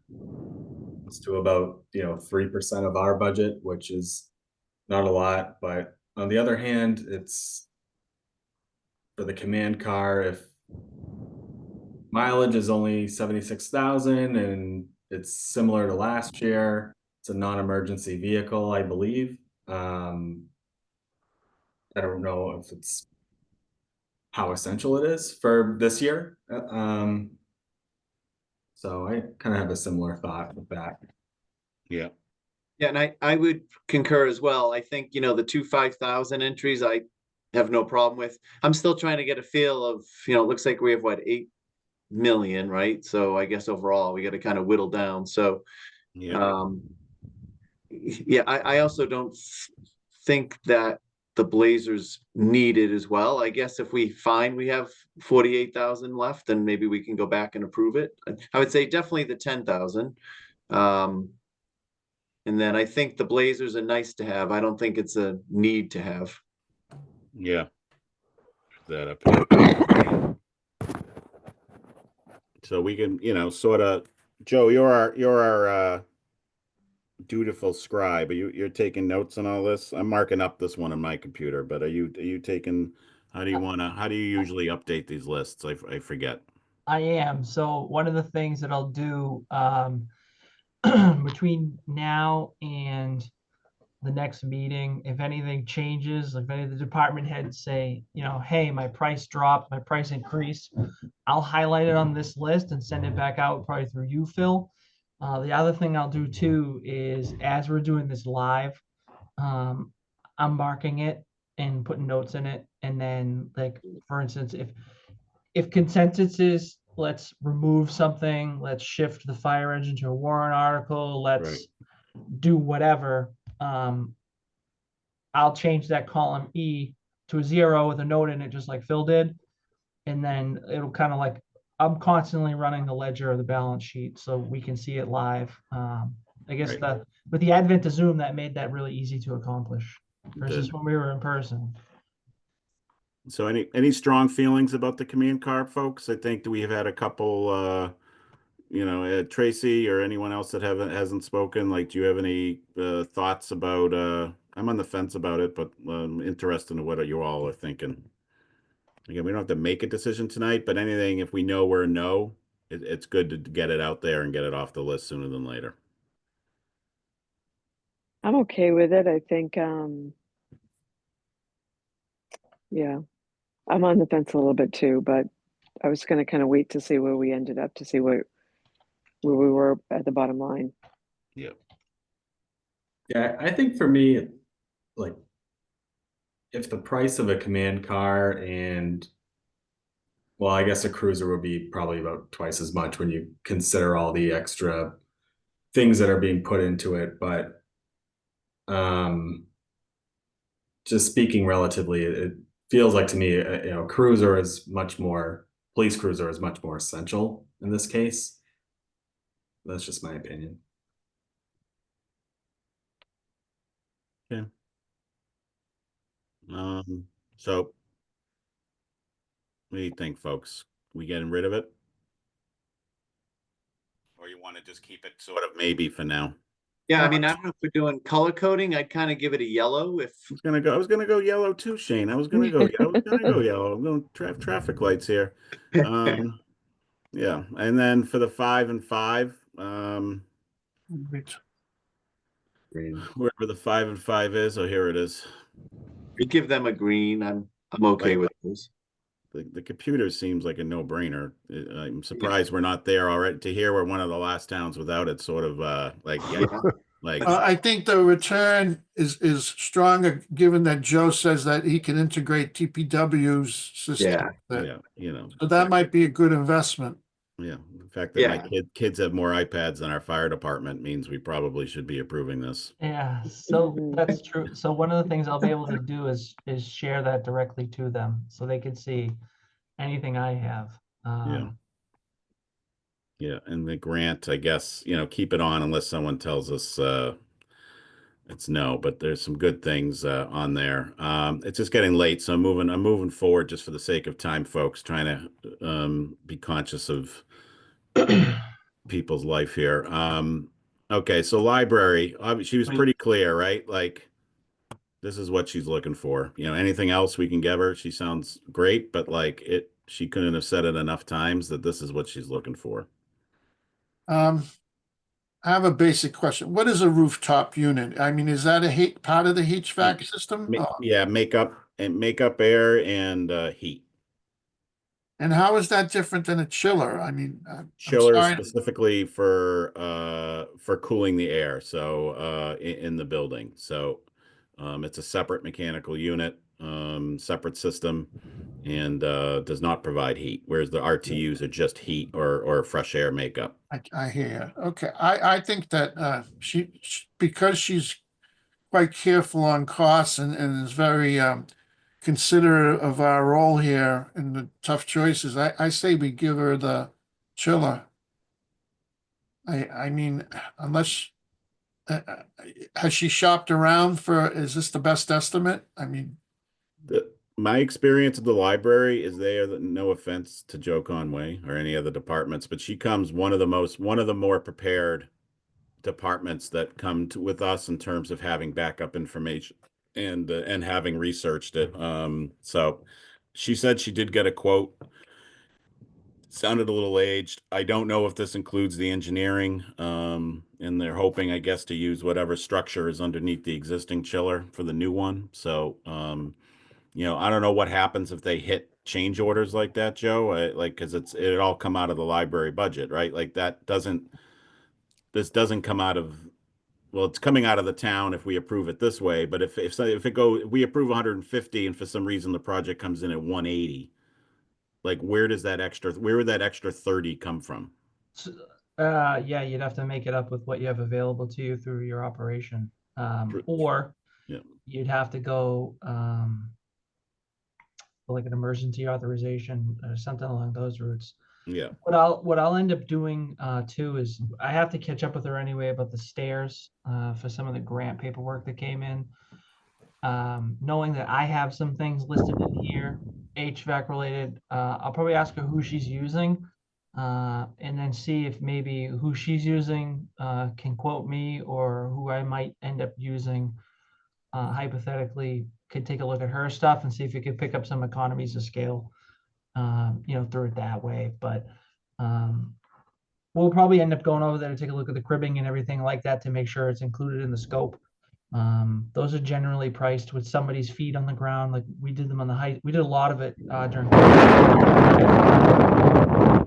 because of the way the FEMA and MEMA money came in, and every single time we didn't get a number until somebody actually had their feet on the roof and they were looking at it with us. So right, we try to avoid that change order.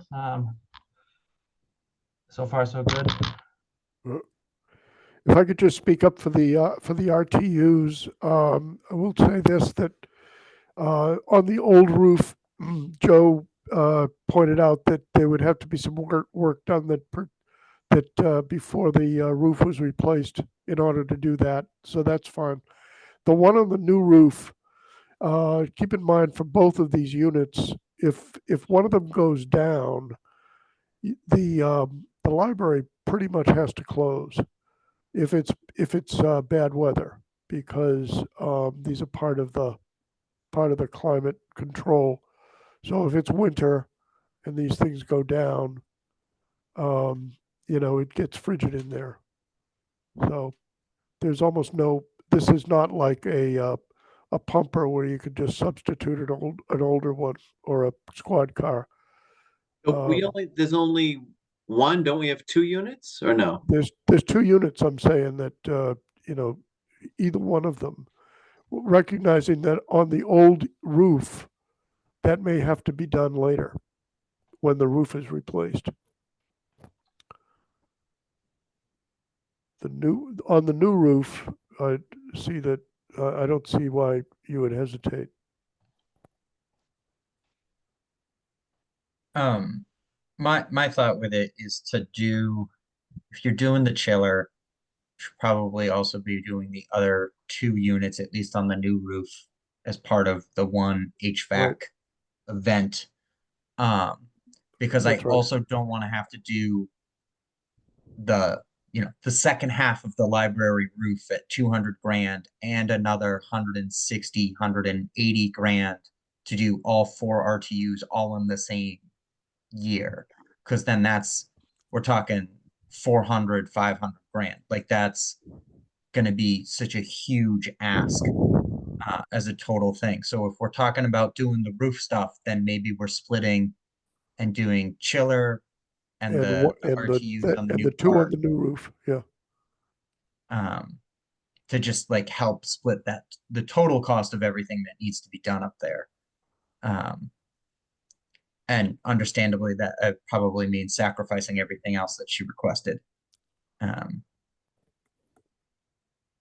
Well, she's emphasizing the chiller.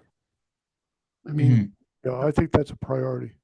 that's her priority. I would think you would do the roof first, but well, the chiller's not on the roof that needs to be replaced, I think is the right. It's on the newer, you have new roof, old roof, right? So, right, it's on the newer part, I thought, right? So These chiller two. can you make a little note on next upgrade chiller? Just put for new roof or something so that Yeah, Joe. Well, Joe's making notes. This is just on my computer, but I'll put it Okay. on just to show it because I have it up on the screen. Well, and I guess, do we need to confirm that too? Like, are we sure it is on the new roof? I think she said, but I'm not 100 right. I'm not 100% sure. So. I'll talk to her Yeah. tomorrow. Yeah. We have a library trustee amongst our Yes. our population here tonight, right, Dan? There we Yeah, go. I'm going out on a limb here, but I think you have to be the guide of whether I can speak about these. I can speak about them. I can't vote about them. Well, yeah, I guess so. Is that right? I mean, again, I'm fine with it being green as well. It sounds like she was pretty clear. This is what she wants. So I think that's fine. Joe, we didn't have anything in security system, even though she mentioned it. So I'm guessing she just didn't have a number when the request came in. Is that why? Yes. So if I left it blank, it means it was written there. I just didn't have a number for it. Yeah. Yeah. I'd be fine with the RTU and the two of the 4 RTUs and the chiller at once. I think if we could afford it, I think that would be a good chunk for the building. There's obviously it's all coming up at once, but we can't do it all at once. So nor do we want to. So, as Sam was saying, trying to peck away at this and not have it all come up, I think makes sense if we can fit it into the overall budget. Agree. I think the carpet as well is, 1%. So she did kind of make the point that she could probably find other sources to do that. So that was a little bit less compelling, but right. It is, if it's getting to the point where it's, dangerous for the kids or unusable down there and it's 20K, it's 1%. That doesn't seem like a lot for what we're getting.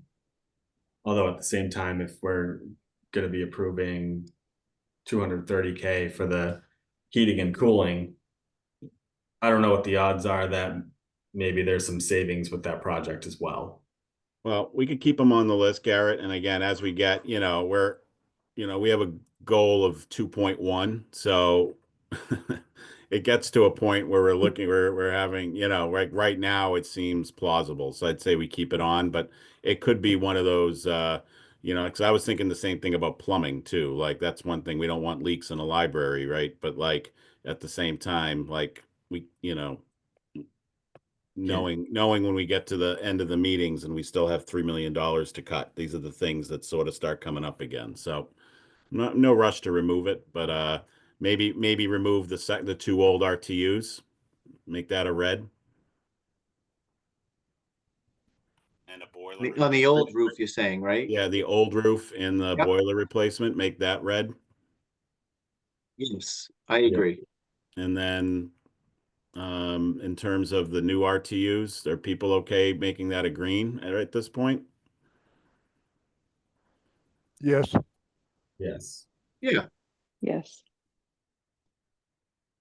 almost say, you know, one year, like they asked for 20, I think, for carpet, and we ended up giving them like 10 because we had like, you know, $10,000 left for our goal. Like, so we can sort of, you know, we may not be able to fulfill anyone's full request for something. There's some years we've managed to give some partial requests when it came to the end. So, you know, maybe just keep these yellow. I don't think there's a rush to remove them off the list. I'm just gonna say keep them on for now. And then security system, there's no number on it, so I don't know what that's gonna be. But I'm gonna guess if they got a chiller and RTUs, that'd probably be very satisfactory for the library. Would think so. You think so? Okay, so next meeting is March Week from 4th. today, right? Yeah. We're gonna have the school department, Tim O'Brien. So they have a ton of requests, and then we'll start pecking away on DPW requests. And then at that point, we'll just start going through this list and negotiate, you know, not negotiating, debating line item by line item and trying to get to our 2.1. So, any other questions or anything anyone wanted to bring up tonight? I won't be able to make it. I think I told you to the March 4th meeting. I did have a note on that. Okay. Yeah. Okay. You have me too, Phil. Is a transcript of this meeting available? All these meetings are recorded, and I think they end up on the YouTube channel on WCAT's YouTube channel. Mhm. Which I think The will- actual will transcript transcribe of that. it, you might have to email Sherry Dalton for that. I don't know how, if you need like an actual printout of the Right. transcript. But if you wanted to rewatch this, it eventually will pop up on the YouTube channel for WCAT. Okay, thanks. Mm-hmm. Dan, you're a no-go for the 4th as well? I'm going to be, I'll try to get to it. I may have to leave early is the problem. Okay, that's right. Okay. So Okay. I'll do my best. Okay. I don't have anything else, so someone can make a motion to adjourn. And Make to a motion adjourn. to adjourn. Okay. Second. Garrett seconds. Who's getting the second, Garrett? Okay, there we go. Okay, everyone. Thank you. Have a good night. Okay, you as Thank well. you. See you Tuesday. Good Okay. night. See you then. Bye. Bye-bye. Thanks, Jim.